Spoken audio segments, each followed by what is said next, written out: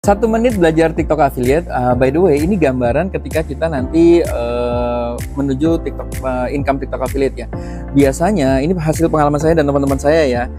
Ya, di bulan ke-1, 2, 3 ini adalah area yang danger area, di mana kita kerja keras gila-gilaan tapi nggak ada duitnya guys. Makanya orang banyak nyerah di sini ya. Tapi kalau kita sudah bikin 5 konten sampai 10 konten tiap hari, tapi dengan formula CBK, maksudnya hooknya bagus, call to action bagus, audio bagus, cahaya bagus, bahas masalah, fitur gitu. Setiap video tuh videonya potensi menjual lah.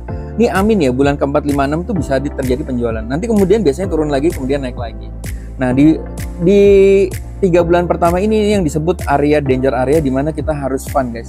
Ya, kita harus gembira ngerjainnya karena kita tahu di sini biasanya duitnya nggak ada. Tapi tiba-tiba nanti di bulan ke-4, 5, 6 itu potensinya itu ada duitnya ya. Biasanya sih langsung lompat ya. Disclaimer dulu, belum tentu berhasil, tapi ini hasil pengalaman saya dan teman-teman saya seperti itu ya.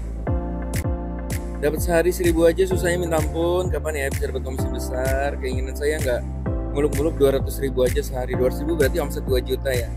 Sudah cukup kebutuhan saya, tapi apalah daya. Jadi teman-teman, gila ya, nggak ada yang nggak bisa dapat income dari TikTok ya. Jadi masalah itu mau bertahan nggak, percaya nggak bahwa kita tuh berhasil, bahwa kita tuh akan bisa gitu menghasilkan income dari TikTok. Nah, hanya gini teman-teman, yang saya perhatiin adalah saya banyak teman-teman saya yang dapat income itu cukup lama ya, 3 bulan kemudian, 4 bulan kemudian.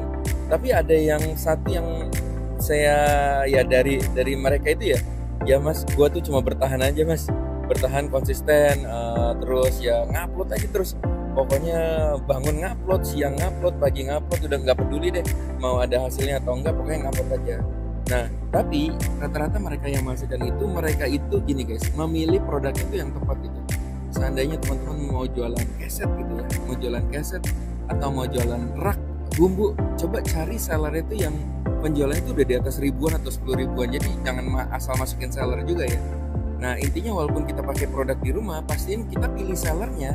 Seller itu yang penjualannya udah banyak, sehingga itu yang sudah ada trafficnya. Oke, itu aja sih. Jadi pemilihan produk itu tepat. Kemudian pemilihan cahaya itu juga penting banget ya teman-teman ya. Ini bayangin ya. Kalau teman-teman mau cari cahaya, lu pakai matahari aja, tapi perhatiin ya, lu muter aja gini guys. Gimana cari cahaya yang bagus ya? Nah, misalnya kayak gini tuh, lu kira-kira berhentinya di mana? Nah, kalau di sini tuh gelap ya. Di sini gelap. Nah, di sini nih. Nah, di sini tuh agak lebih bagus. Jadi ternyata pemilihan cahaya juga penting ya, supaya konten kita tuh nggak di skip orang gitu ya. Oke teman-teman, rame di sini. Oke, gitu sih. Yang penting bertahan aja. Terus harus senang ya, have fun ya. Jadi dalam menjalankan TikTok affiliate tuh harus have fun ya. Harus benar-benar mengerjakan tuh dengan senang dan percaya bahwa itu akan berhasil. Oke, semoga berhasil teman-teman. Pasti berhasil kok, beneran deh. Kalau teman-teman HP-nya buram ya, ini juga PR juga nih.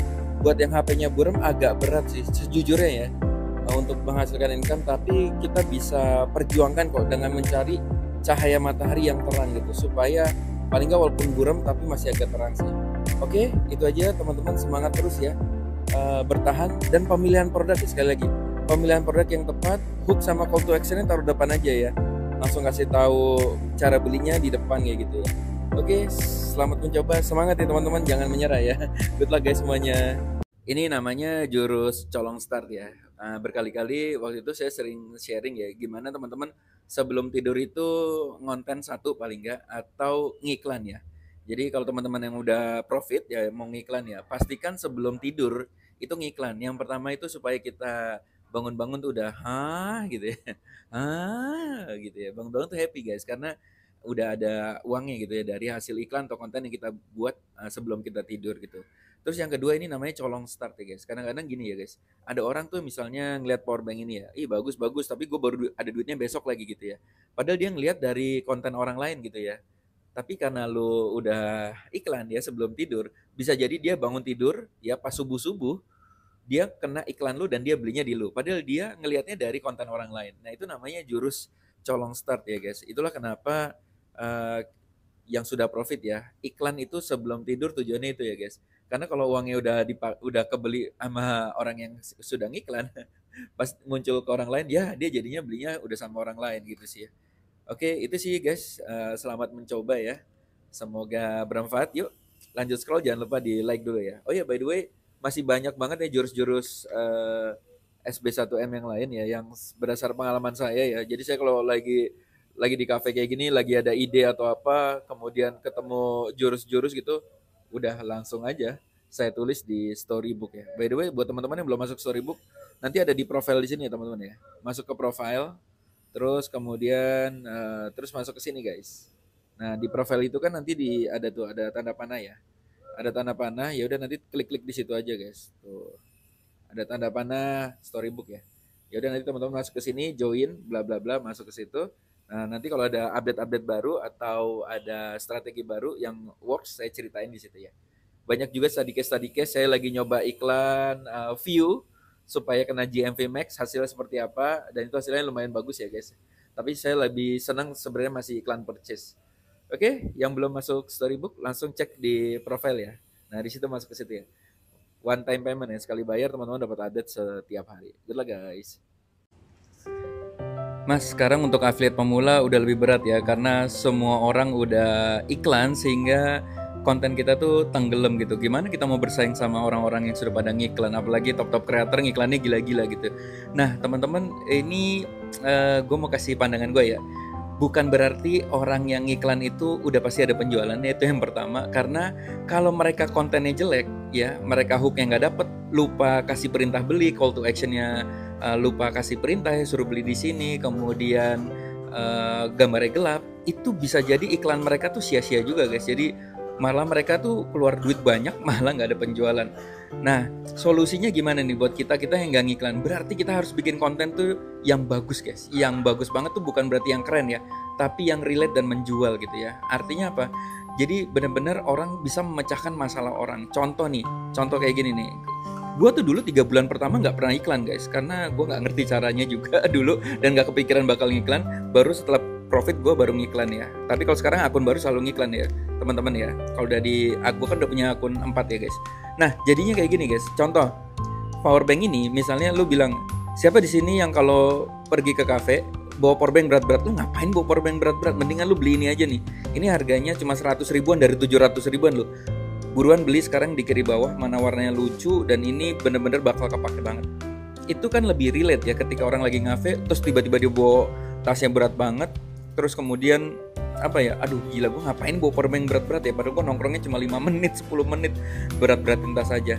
Nah ketika konten lo muncul dan gak diiklanin ya, itu bisa jadi lo lebih ada penjualan dibanding orang yang mungkin misalnya, guys gue beli powerbank bagus sih, bagus ini, lucu ya, wah udahlah gitulah, keren lah gitu, terus udah itu nggak ada hooknya, nggak ada call to actionnya, dibanding guys buruan beli sekarang juga daripada lu bawa powerbank berat-berat belinya di kiri bawah dari 700 ribuan jadi 100 ribuan. Kemungkinan besar mereka yang tadi kontennya yang biasa aja, yang nggak relate, yang nggak ada call to actionnya, bisa jadi mereka iklan malah buang-buang duit guys. Nah jadi gitu ya, solusi pertama ya bikin konten yang lebih menjual gitu ya, kita bisa ngelawan ya. Terus yang kedua, solusi kedua adalah ya lu brutal guys, bikin konten yang banyak. Karena gimana ceritanya ya, kalau misalnya lu udah organik dan itu banyak yang beli, itu biasanya naik sendiri kok guys, tanpa diiklanin ya guys. Tapi kalau konten yang jelek diiklanin kayak apapun, nggak naik juga, itu sih. Terus yang kedua, kalau sudah bikin video banyak, chat seller deh guys, beraniin diri aja. Kakak aku suka banget produk ini, kasih info terus kak, ini aku video berikutnya. Karena kenapa? Karena nanti one day kalau mereka suka, seller seller tuh yang akan ngiklanin kita guys. Bahkan lo nggak perlu ngiklan, seller yang ngiklanin. Itu sebenarnya rahasia teman-teman pada dapat miliaran tuh karena salah satunya ya, itu mereka mungkin nggak iklan tapi yang ngiklanin seller guys. Itu udah banyak kejadian ya, termasuk di teman-teman gua banyak banget yang kadang-kadang ada teman gue hari ini lupa konten gitu tapi kok penjualan ada ya itu mereka diiklanin seller guys, karena mungkin kontennya bagus jadi seller yang iklanin. Jadi gitu buat teman-teman pemula, jangan patah semangat, perbaiki terus konten hook, call to actionnya diperbaiki terus. Jadi jangan takut sih sama orang yang iklannya gila-gilaan ya, karena yang kita perlu perbaiki adalah gimana membuat konten yang menjual, bukan konten yang keren ya, tapi konten yang menjual. Konten keren gak ada penjualannya, gak ada gunanya guys. Mendingan lu konten yang sederhana biasa aja tapi penjualannya banyak, itu sih. Nah tapi bagaimanapun juga kalau lu kontennya udah bagus menjual ditambah iklan, itu pasti akan lebih gila lagi sih. So makanya gue selalu bilang ya, kalau udah profit, sisihkan profitnya, jangan jajan-jajan mulu ya. Sisihkan profitnya 10% 20% buat ngiklanin konten lu yang ada penjualannya. Karena kalau itu biasa pengalaman gue, biasanya terjadi penjualan cuma 10, di konten yang bagus gue iklanin, itu penjualan bisa jadi 100 piece gitu. Oke teman-teman, semangat terus teman-teman pemula, jangan patah semangat. Yuk lanjut scroll, jangan lupa di like dulu ya.